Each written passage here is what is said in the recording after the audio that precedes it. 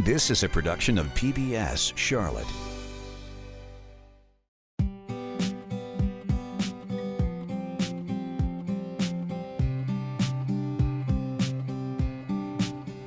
More than 140,000 cemeteries and graveyards dot the landscape of the United States. From massive municipal cemeteries designed with park-like features to the small church graveyards offering eternal rest to their departed parishioners.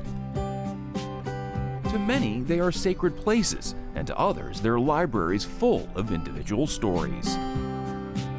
We'll venture into one of Charlotte's largest cemeteries to learn the story behind its design and meet a group of reenactors who share the stories of those buried at the cemetery. Then we step through an opening in a wall that once denied dignity and death, but today creates an opportunity for a local church to unite all people.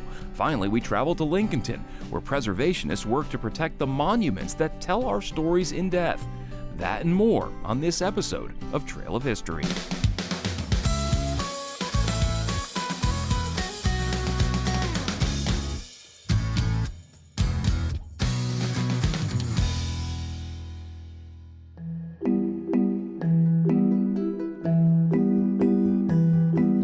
There is a saying that one thing in life is certain: we are all going to die.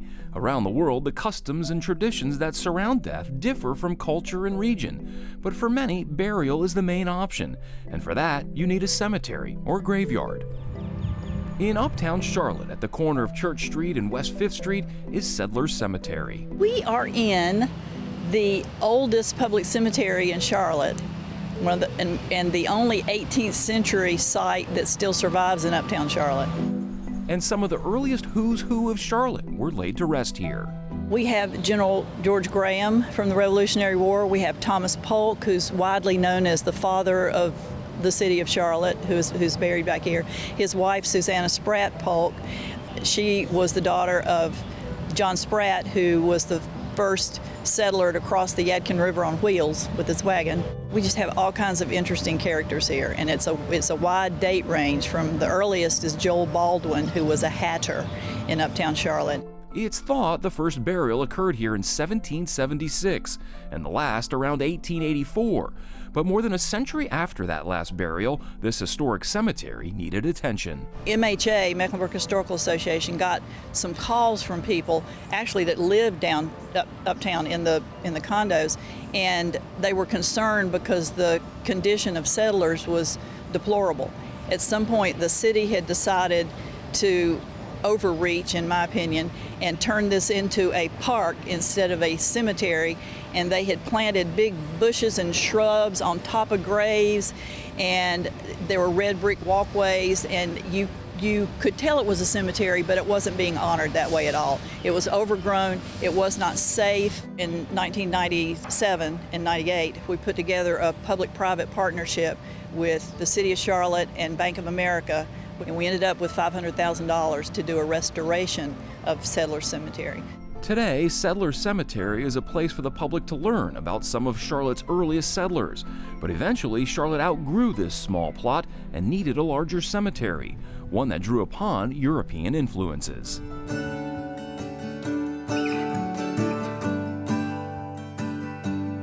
We're a few blocks away in an area that was the edge of town in the 1850s. There was a fashion for what they called the rural cemetery.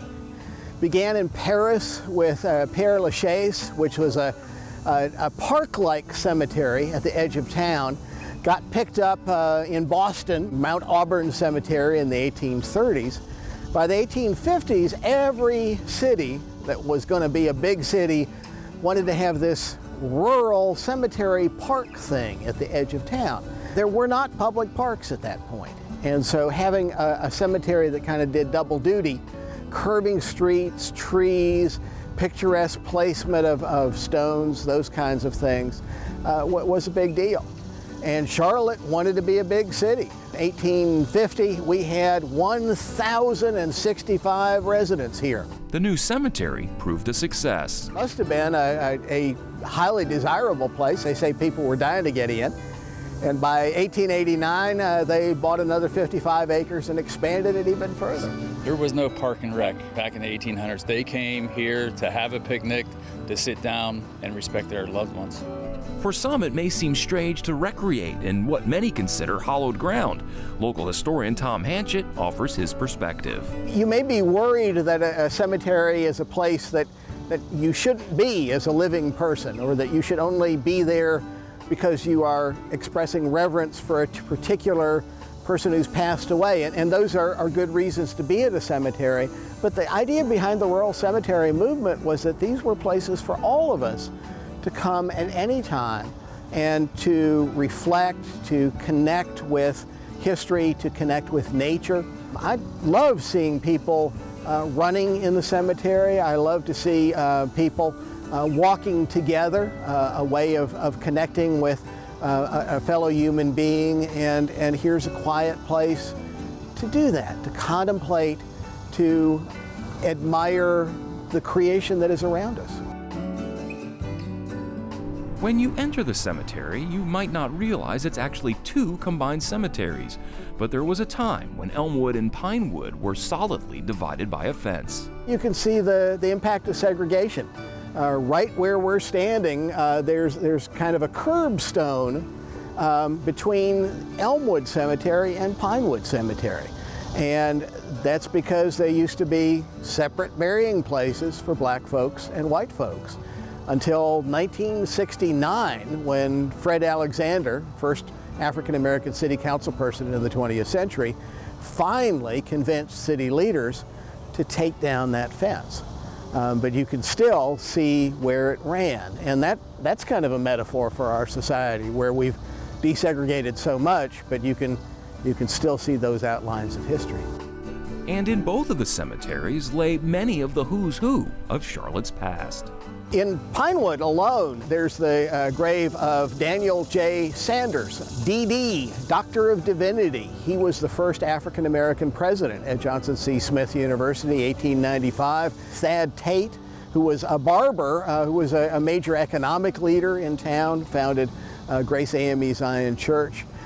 W.W. Smith, who was a brick mason at a time when African-Americans, coming out of slavery times, they did most of the brickwork, made most of the brick in Charlotte. And you can see the loving brickwork in his mausoleum. And over in the Elmwood section, Edward Dilworth Latta, the Dilworth neighborhood, Latta Park, he's buried here. Folks who were very much part of American popular culture. Randolph Scott, who was a big movie star, sort of the Arnold Schwarzenegger of the 1940s, 1950s, he's buried here. Harriet Irwin, right there. She's the first lady that had a patent for a six-sided house. Of course, you have the Belks, Ivies. Julia Alexander, who is, of all of the people in this cemetery, was the one that I would, I think, most like to meet, because she was an attorney in the early 20th century and a community leader, published books about Charlotte, served in the state legislature. Remarkable person, Julia Alexander. then there is the grave of John King, a traveling circus animal trainer who was killed by an elephant. The circus moved on to the next city, while King was buried in Charlotte. When walking through the cemetery, it's easy to get pulled into the variety of markers, many telling the stories of those beneath. A lot of the iconography, I guess you call it, is classical. A lot of beautiful nymphs and people to remind you of the beauty of life, even in death. I love the range of designs here, from simple to ornate. You have Greek temple mausoleums. You have little, English country church Gothic mausoleums. You have a whole bunch of things that look like somebody carved a stump out of stone, and therefore a group called Woodmen of the World that's not particularly well remembered now, but they were a burial society at the point when there wasn't easily available commercial insurance. If you joined the Woodmen of the World, you would have a gravestone when the time came.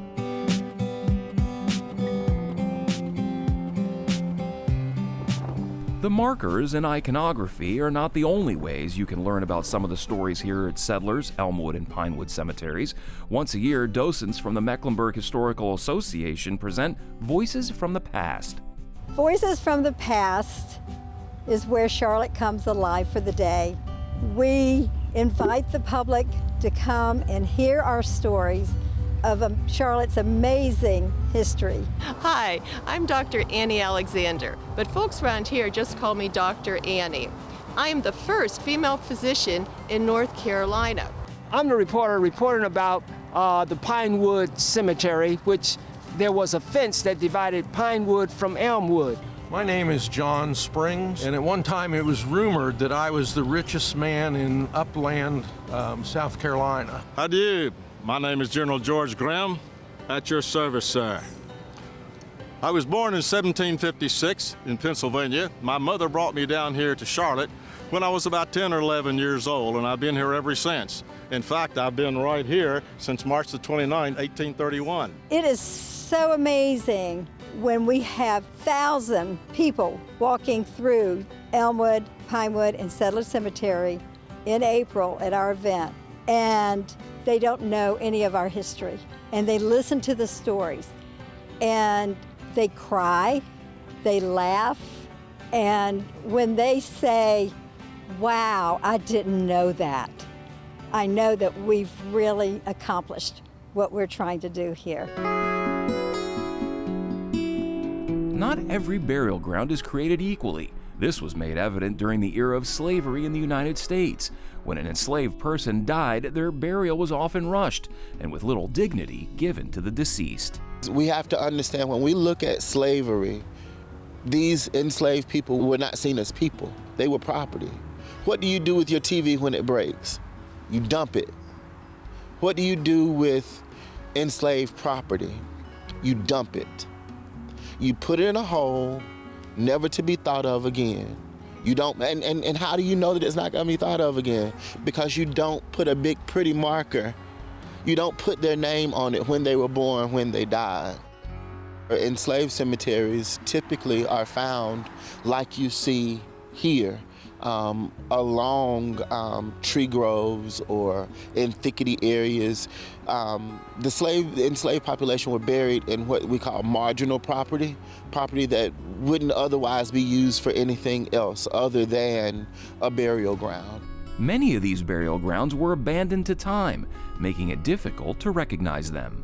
So typically you see nothing. You see fieldstones, you see ground cover, like little plants. You see the divots in the ground where the graves were, and pretty much that's it. A lot of times when archaeology is done, grave goods are found, like things, even like pottery and broken glass and pipe pieces are found on those graves because they are to help them in that afterlife and to help them remember. It's a tradition that we as African Americans still do today. In York County, South Carolina, the Allison Creek Presbyterian Church was founded in 1854.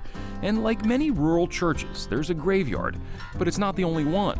Just beyond a crumbling rock wall, a path leads you into the woods and to the Clay Hill Graveyard. This is the location where the enslaved and free African Americans were buried starting sometime around in the 1800s. It's believed the first burials took place here around 1850, 4 years before the church's founding. And according to Reverend Sam McGregor, those first buried here were likely enslaved African Americans from the nearby Hills Iron Works and Plantation. After the Civil War, the Clay Hill Cemetery continued to be used by local African Americans until about 1896. It's believed there are about 300 graves. What's unique at Allison Creek Presbyterian, a church that during the era of segregation excluded African Americans from its congregation, now embraces and acknowledges its history. You would never think about a cemetery becoming such a vital part of a ministry during these particular times, but it has become that because over the past several years, the folks in this church have been open to catching a vision of restoring the cemetery and allowing the stories out of the cemetery to be told, which has then led to the redevelopment of this 23 acres of property. Their vision led to the creation of Common Ground, a a network of trails at the church that are open to the public and includes the Clay Hill Cemetery. Well, I've known about the cemetery in my years of doing living history, but never have been to Allison Creek, never have been to this space. And as I approached, I started losing my breath because there are hundreds, literally, of graves that are marked here with white markers. And I've never in my life seen anything like this. And they welcome everyone by creating walking trails, hiking trails right around the cemetery, and they actually interpret it. A lot of people try to hide these things. You can't hide all of these white markers around here.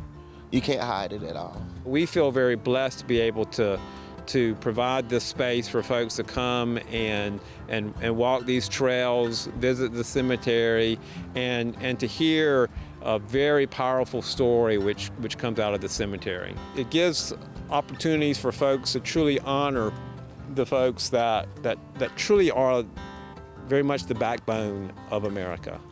And by coming out to this cemetery, you honor their sacrifices that they made to build the United States that we know today. And also by visiting this particular cemetery, it allows these stories to be told and how those historical stories help to interpret our current reality and help us understand where we've been, where we are today, and the connections between those two periods. And if you find yourself visiting this special place, I would hope that by visiting this site, by walking through the one cemetery into this cemetery, that all of that kind of emotion, all of that contrast becomes very real to folks as they come out here. But also, I had somebody say to me one time, they said, when they come back to this cemetery, there is a spirituality here that is unique, that a lot of cemeteries are very sterile, but this is a place that is not. It's very much alive with the stories that are able to be shared out of this cemetery. There's a sense of solace. There's a sense of life. Even in this place where the dead is buried, I feel like even now that they are actually honoring them in their death.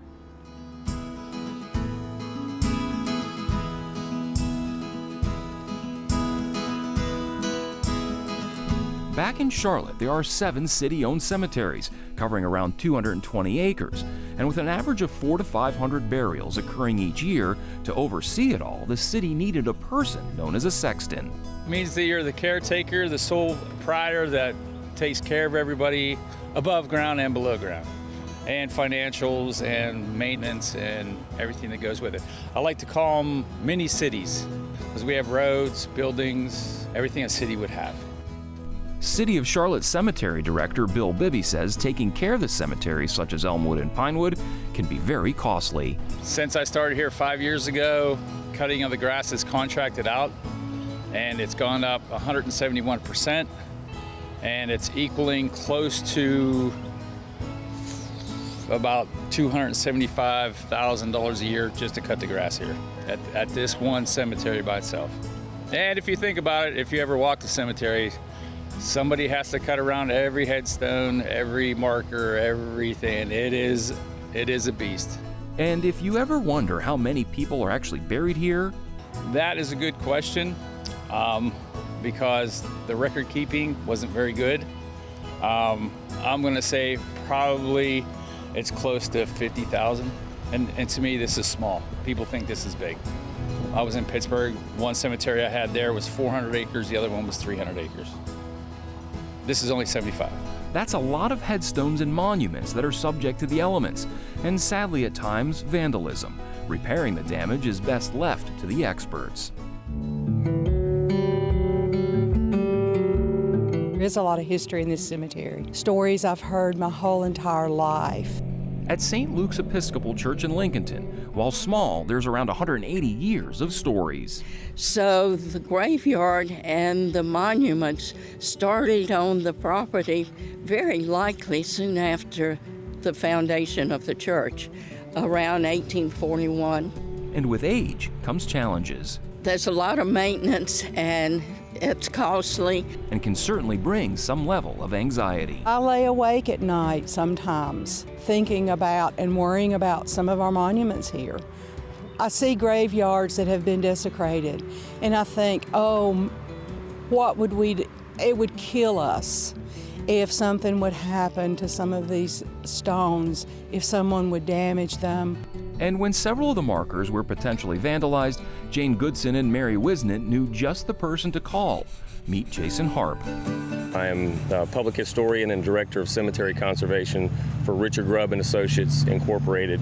What my title means is that I'm involved with a number of projects that involve public history. That can be architecture, that can be public programming. It could be a number of different things. So it's kind of a all-encompassing title for the variety of things that I do. And then Director of Cemetery Conservation is just that. I'm responsible for most of our cemetery projects, mainly the ones that involve the conservation and restoration of grave markers. But our firm also does ground-penetrating radar surveys. We have archaeologists on staff who are involved with some cemetery projects as well. And Harp says grave markers take all kinds of abuse. The grave markers could just need a cleaning. Other times you'll have damage from vandals, from lawnmowers and weed eaters, from limbs falling off of trees.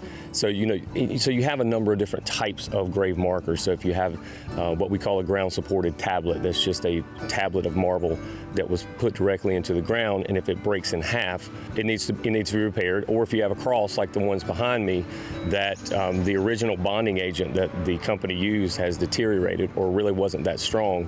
So you're left in a situation where it's a safety hazard if this heavy cross is not attached, and you've got, say, young kids who may be crawling on these things, and it could be a safety issue. And having the right knowledge to make the repairs is critical, because you could actually do more damage if you don't know what you're doing. So when we're cleaning grave markers, we're using a chemical called D2 biological solution, and it is to remove the lichen and other growth that's on the grave marker. So we use, to clean, we use the D2, we use water, and we also use soft bristle brushes. You never want to use any wire brushes on marble, granite, well, actually on any type of stone, really. So, I mean, it's really just a procedure of us just using very gentle methods. We don't use any harsh chemicals like Clorox.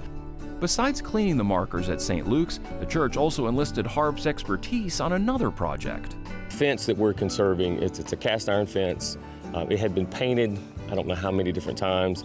I don't know in previous treatments, if you want to call it treatments, their exact procedure, but what we're left with is a good bit of paint, and then paint that's fallen off and exposed to metal. So what we have to do, it also had lichen growth on it, so we had to clean the fence completely, and then wire brush the entire thing, and then use a rust converter to address the exposed metal, and then we'll use a primer and black paint over it, and it should last a good time.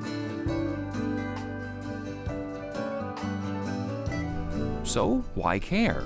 Not only because it's a sacred place of, where people are laid to rest, but also it's just material culture. You have all these, but some of these grave markers are, you can learn a great deal from them, not only from the iconography on the grave markers, but also things like the epitaphs. And a lot of times it's just really interesting to walk around and read what kind of things people would put on their grave markers. The congregation has chosen to care, and the work to preserve the markers and fence is more than a simple maintenance and preservation project. It's important to carry our history on, but we also have an obligation to the families who have buried their families here.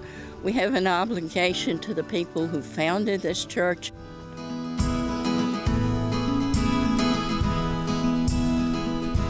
The cemeteries and graveyards that dot the landscape offer those of us left behind a bit of solace, knowing a loved one is at peace. The markers and monuments provide context to the person's stories. The lack of a marker or monument provides another context. Those that make it their duty to preserve these hallowed grounds often do it with little praise. But there's no denying that within these cities of the dead, there are lessons to be learned and unique stories to be told. Thank you for watching this episode of A Trail of History.